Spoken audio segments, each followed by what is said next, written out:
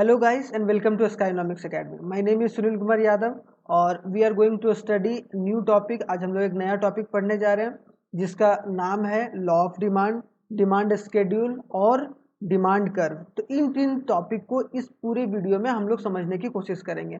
हम लोगों ने डिमांड के बारे में पढ़ा, हम लोगों ने डिटर्मिनेंट्स ऑफ डिमांड के बारे में पढ़ा जो चैप्टर नंबर 2 है आईएससी बोर्ड या आईसीएससी बोर्ड 12th क्लास के लिए, इकोनॉमिक्स के लिए। ठीक है, तो इस वाले वीडियो में हम लोग इन तीन टॉपिक के बारे में, डिमांड है, डिमांड स्केड्यूल है और जो डिमांड कर्व है, इन तीनों टॉपिक को अच्छे से समझने की कोशिश करेंगे और आई होप सो आप लोगों को मजा आ रहा होगा। तो चलिए स्टार्ट करते हैं इस वीडियो के साथ और अच्छे तरीके से आप लोग इस वीडियो को देखिएगा।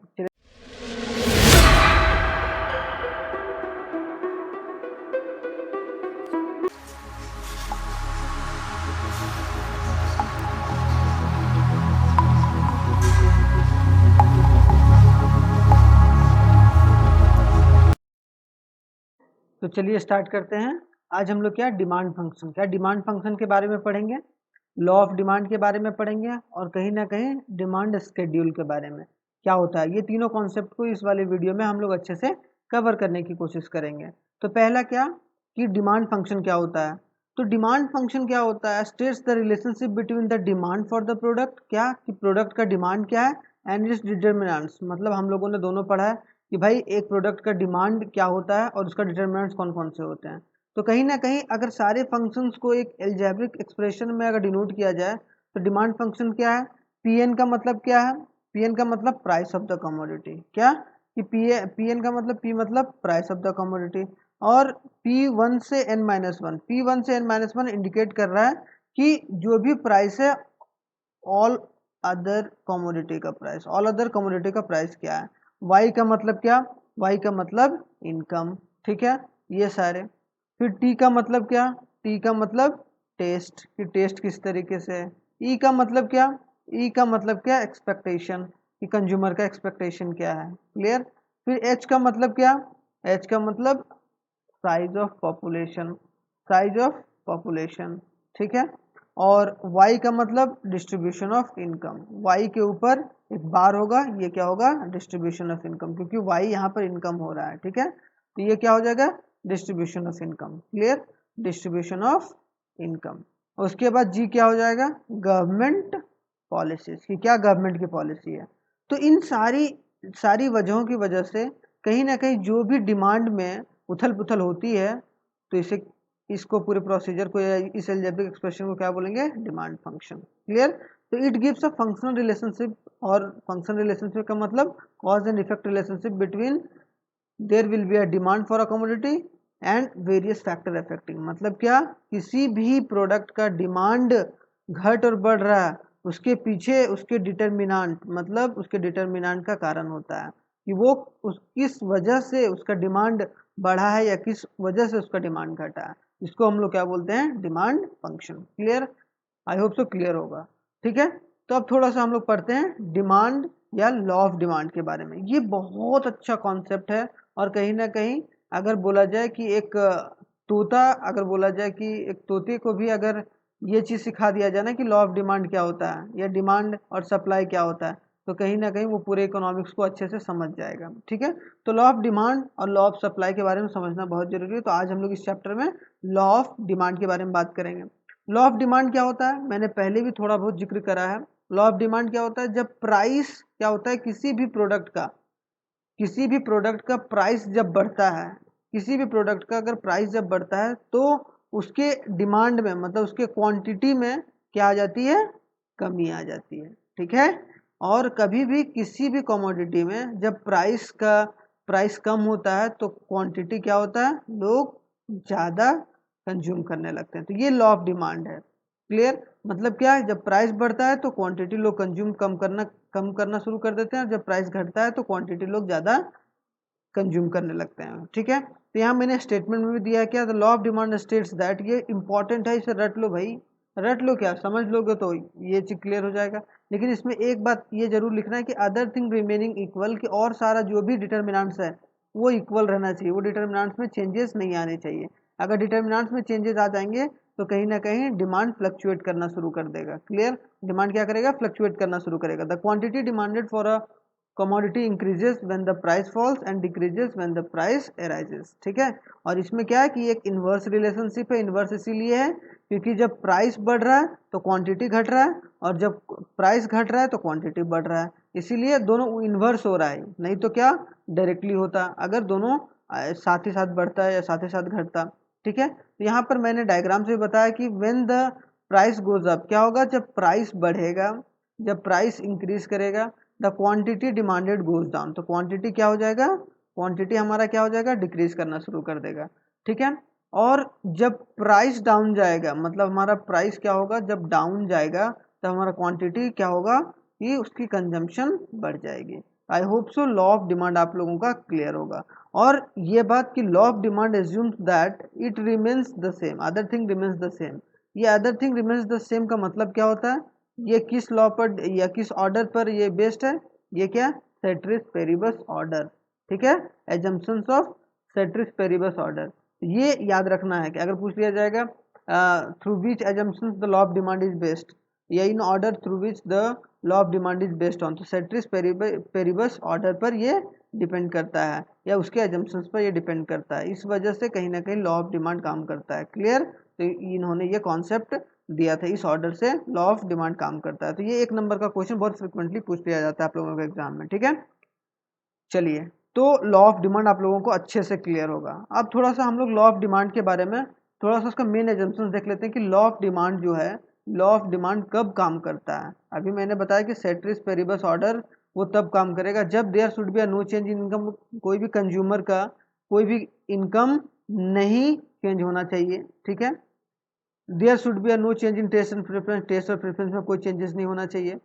प्राइस ऑफ रिलेटेड कमोडिटी की जो भी उससे रिलेटेड, मान लो कि कॉफ़ी है तो कॉफ़ी के साथ जो अगर टी होगा तो उसका प्राइस रिलेटेड या चेंज नहीं होना चाहिए, तब ये लॉ ऑफ डिमांड काम करेगा। Clear, the size of the commodity, मतलब जो कमोडिटी होगा वो नॉर्मल होगा, उसका साइज, या commodity should be a normal commodity होनी चाहिए, कोई हाई फाई कमोडिटी एक्सपेंसिव नहीं होनी चाहिए या इन्फीरियर नहीं होना चाहिए, नॉर्मल होना चाहिए। हम लोगों ने पढ़ा था नॉर्मल कमोडिटी के बारे में, आप लोगों को याद होगा पिछले वाले वीडियो में। ठीक है, और उसके बाद क्या, distribution of income should not be change. Distribution of income को कैसे डिनोट करते हैं, वाई बार से, तो ये बात याद रखना। There is no expectation to change in the price, मतलब कोई भी एक्सपेक्टेशन भी नहीं होना चाहिए। अगर ये सब सारा एजम्पशंस अगर लग रहा है या ये सब सारा एजम्पशंस है, तब कहीं ना कहीं लॉ ऑफ डिमांड एग्जिस्ट करता है। क्लियर, तो आई होप सो आप लोगों को समझ में आ गया होगा। अब थोड़ा सा लॉ ऑफ डिमांड को इलिस्ट्रेट करते हैं हम लोग numerically through the demand schedule. Demand schedule से और डिमांड कर्व से हम लोग दोनों चीज़ से एक एक करके, लेकिन इस वाले वीडियो में हम लोग डिमांड स्केड्यूल पढ़ेंगे, फिर नेक्स्ट वाले वीडियो में, क्योंकि मैं ये नहीं चाहता हूँ कि आप लोगों को एक लंबा लंबा सा वीडियो मिले और उसमें कहीं ना कहीं आप लोगों को देखने में दिक्कत हो। तो आप लोग शॉर्ट वीडियो देखो, 15-20 मिनट का वीडियो देखो, उससे कहीं ना कहीं हर एक कॉन्सेप्ट को क्लियर करते जाओ। अगर आप लोग सही तरीके से इसे वॉच करके इसका नोट डाउन करते चले जाओगे। क्लियर, तो आप देखते हैं कि डिमांड स्केड्यूल किस तरीके से लॉ ऑफ डिमांड में काम आता है। तो demand schedule is the one way of showing the relationship between the price of the commodity and the quantity demanded. ये डिमांड स्केड्यूल एक ऐसा रिलेशनशिप बताता है किसके बीच में, टेबुलर फॉर्म में। ये किस फॉर्म में बताता है, टेबुलर। कर्व किस फॉर्म में बताता है, वो ग्राफिकल फॉर्म में। जो कर्व रहेगा, जो डिमांड कर्व रहेगा, वो किस फॉर्म में बताएगा, ग्राफिकल फॉर्म में। ठीक है, समझ में आ गया होगा यहाँ पर। तो चलिए थोड़ा सा कि डिमांड स्केड्यूल कितने तरीके के होते हैं, 2 तरीके के, इंडिविजुअल डिमांड स्केड्यूल और मार्केट डिमांड स्केड्यूल। कि जब इंडिविजुअल का डिमांड स्केड्यूल कैसे बनाते हैं हम लोग, और एक मार्केट का डिमांड स्केड्यूल कैसे बनाते हैं, दोनों चीज़ों के बारे में हम लोग एक एक करके डिस्कस करेंगे। तो पहला डिस्कस ये करते हैं कि इंडिविजुअल डिमांड स्केड्यूल कैसे हम लोग ड्रॉ करते हैं। अगर आ गया क्या कि describe the individual demand schedule, तो individual demand schedule is a table which shows, वो टेबल क्या शो करता है, a various quantity of commodity that would be purchased at a different price, है कि नहीं, कि वेरियस क्वांटिटी की, जितने भी क्वांटिटी परचेज किए जाते हैं जब जितने भी प्राइस लेवल रहते हैं, ठीक है, by an individual household या फर्म और a consumer during a given period is known as individual demand schedule. ठीक है, अब मैं थोड़ा सा एग्जांपल देता हूँ आज इन अ टेबुलर फॉर्म, क्योंकि डिमांड स्केड्यूल टेबुलर फॉर्म में डिनोट किया जाता है। ठीक है, तो quantity demanded KG per week. मान लो कोई एक बंदा है, उसका नाम है गोलू, ठीक है। अब गोलू क्या कर रहा है कि केजी पर वीक, यहाँ देखो क्वांटिटी डिमांडेड और प्राइस है, ठीक है। तो कि प्राइस कम होगा, कभी भी लॉ ऑफ डिमांड के बारे में हम लोग पढ़ रहे हैं इसमें कि लॉ ऑफ डिमांड को डिनोट करता है, कैसे डिनोट किया जाता है डिमांड शेड्यूल में। तो कहीं ना कहीं जब प्राइस धीरे धीरे कम होगा तो क्या करेगा, क्वांटिटी कंजम्पशन बढ़ता चला जाएगा। मतलब क्या, मान लो कि फर्स्ट वीक में ये क्या कर रहा है कि 1 kg का डिमांड हो रहा है किसी भी चीज का, एप्पल का, जब उसका क्या था प्राइस 100 रुपीज। जैसे उसका प्राइस फॉल होके क्या आ गया 90 रुपीज, तो कहीं ना कहीं क्या हो गया, ये इसका क्वांटिटी बढ़ गया। क्या हो गया, क्वांटिटी बढ़ गया, है कि नहीं, इसमें कोई डाउट। फिर यहाँ क्वांटिटी बढ़ गया 2 से 4, कब, जब इसका प्राइस कम होता चला गया। मतलब क्या, प्राइस एक तरफ से कम होता चला गया और क्वांटिटी कंजम्पशन बढ़ता चला गया। अगर इस तरीके से है तो कहीं ना कहीं यहाँ पर कौन सा डिमांड काम कर रहा है, लॉ ऑफ डिमांड काम कर रहा है, ठीक है, लॉ ऑफ डिमांड काम कर रहा है। और ये इंडिविजुअल डिमांड शेड्यूल है। आई होप सो आप लोगों को इंडिविजुअल डिमांड शेड्यूल क्लियर होगा। उसके बाद थोड़ा सा कॉन्सेप्ट पढ़ते हैं अब, market of a demand schedule, कि इसे लॉ ऑफ डिमांड में किस तरीके से, ये लॉ ऑफ डिमांड इसमें किस तरीके से यूज किया जाता है मार्केट के तौर पर। वहां हम लोग इंडिविजुअल के तौर पर देखे थे, यहाँ पर हम लोग क्या मार्केट के तौर पर देखेंगे। क्लियर। तो market demand schedule table is a table which shows a various quantities को शो करता है of a commodity that all buyers, मतलब जितने भी बायर्स और कंज्यूमर्स या जितने भी firm are willing to purchase at a different price, कि जितने भी डिफरेंट प्राइसेस है उस पर कितने लोग क्या किस तरीके से उसके कंजम्पशन को कर रहे हैं। क्लियर। तो इट शोज एग्रीगेट डिमांड, क्या शो करता है, ये एग्रीगेट डिमांड शो करता है कि all of the consumer at a different price और in a given period of time, कि गिवन पीरियड ऑफ टाइम में किस तरीके से वो कंजम्पशन करते हैं। मान लो कोई एक ए हाउस होल्ड है और बी हाउस होल्ड है, ठीक है। पर वीक क्या कर रहा है ये, अब देखो प्राइस एक साथ लिखा हुआ है, ठीक है, क्योंकि प्राइस तो सबके लिए चेंज होगा ना, क्वांटिटी कंजम्पशन हो सकता है सबके लिए अलग अलग हो। मतलब क्या, क्वांटिटी कंजम्पशन किसी के लिए ज़्यादा हो सकता है, किसी के लिए कम हो सकता है, ठीक है। लेकिन कहीं ना कहीं क्या होगा कि प्राइस तो सबके लिए सेम होगा, क्योंकि मार्केट प्राइस सबके लिए सेम रहता है। अब क्वांटिटी इंडिविजुअल पर डिपेंड करता है। क्लियर, जो हम लोग इंडिविजुअल डिमांड में पढ़े। तो यहाँ पर क्या है कि मान लो कि ए बंदा जो है वो पहले वीक में क्या कर रहा है, पर वीक की एक केजी ये डिमांड कर रहा है क्वांटिटी का, कब, जब 100 रुपया था। लेकिन जो दूसरा बंदा है वो क्या कर रहा है, 2। इसी तरीके से बहुत सारे लोग होंगे तो सबका वो ज्वाइंटली कहीं ना कहीं वो एग्रीगेट डिमांड निकल के आता है। तो हम लोगों ने यहाँ दो इंडिविजुअल का लिया है ताकि वो आप लोगों को कॉम्बिनेशन पता चल पाए कि एग्रीगेट किस तरीके से निकलता है। क्लियर। तो ये ये कहीं ना कहीं क्या कर रहा है, 2 kg कर रहा है, और ये क्या कर रहा है कि 1 kg कर रहा है जब 100 रुपया पर केजी है, ठीक है। क्वांटिटी डिमांडेड, मतलब मान लो कि एक क्वांटिटी डिमांड कर रहा है जब ये 100 kg 100 रुपीज पर केजी है, ठीक है। अब जब 90 रुपया हुआ तो ये 2 करने लगा, ये 3 करने लगा। क्लियर। तो अब देखो एग्रीगेट कैसे निकालते हैं, इंडिविजुअल में क्या हो गया, अगर इसको सिंगुलर देखोगे तो ये इंडिविजुअल ये इंडिविजुअल, लेकिन जब टोटल मार्केट डिमांड निकालेंगे, जब एग्रीगेट निकालेंगे तो कैसे निकलेगा, 1 + 2 = 3, और यहाँ 2 + 3 = 5। तो कहीं ना कहीं फिर ये कम हुआ तो यहाँ से अब ज्वाइन करते जाओ कि ये 3 हो गया, उसके बाद 5 चला गया। मतलब क्या, क्वांटिटी बढ़ रहा है जब प्राइस कम होता चला जा रहा है, ठीक है। वहां भी सेम हो रहा था, वहां भी लॉ ऑफ डिमांड काम कर रहा था, यहाँ भी लॉ ऑफ डिमांड काम कर रहा है, यहाँ भी लॉ ऑफ डिमांड काम कर रहा है, ठीक है। उसके बाद क्या, ये 4 ये 5, इसका मतलब ये 9 हो गया, फिर ये 13 हो गया। इसी तरीके से सभी लोगों के क्वांटिटी डिमांडेड को, या जितने भी लोग जितने भी क्वांटिटी का डिमांड करते हैं वो सभी का अगर जोड़ लिया जाए तब कहीं ना कहीं क्या होता है, वो एग्रीगेट डिमांड होता है, एग्रीगेट डिमांड, ठीक है। प्राइस के हिसाब से कितनी commodity at period of time में जो लोग खरीदते हैं, जितने भी मार्केट में जितने भी लोग हैं वो खरीदते हैं। आई होप सो आप लोगों को मार्केट शेड्यूल भी क्लियर होगा, ठीक है। कहीं डिमांड कर्व के बारे में पढ़ेंगे। हम लोगों ने डिमांड शेड्यूल के बारे में पढ़ा, जो कि कहीं ना कहीं लॉ ऑफ डिमांड को बताता है, लॉ ऑफ डिमांड को इन अ टेबुलर फॉर्म, कि टेबुलर फॉर्म में किस तरीके से लॉ ऑफ डिमांड को डिनोट किया जाता है, ठीक है। अब क्या डिमांड कर्व क्या होता है, ये ग्राफिकल रिप्रेजेंटेशन होता है कि आप ग्राफिकल फॉर्म में आप लॉ ऑफ डिमांड को किस तरीके से आप डिनोट करते हैं। तो demand curve is a graphical presentation of law of demand, कि वो लॉ ऑफ डिमांड को ग्राफिकली प्रेजेंट करने का एक तरीका है, ठीक है। तो the picturisation of a demand schedule is called a demand curve, की जो पिक्चराइजेशन वैल्यू उसको टेबुलर फॉर्म में हम लोग अभी देख रहे थे, सेम उसी चीज को अभी ग्राफिकल फॉर्म में देखेंगे, that is known as demand curve. तो आई होप सो यहाँ तक क्लियर होगा आप लोगों को। दो तरीके का डिमांड कर्व होता है, पहला इंडिविजुअल डिमांड कर्व और दूसरा मार्केट डिमांड कर्व। अभी हम लोग मार्केट स्केड्यूल पढ़े थे, इंडिविजुअल डिमांड स्केड्यूल और मार्केट डिमांड स्केड्यूल, ठीक है। सेम इसी तरीके से इंडिविजुअल डिमांड कर्व और मार्केट डिमांड कर्व। अब इंडिविजुअल डिमांड कर्व के बारे में जल्दी से पढ़ लेते हैं, ठीक है। ये चीज़ आप लोगों को आना चाहिए, ठीक है।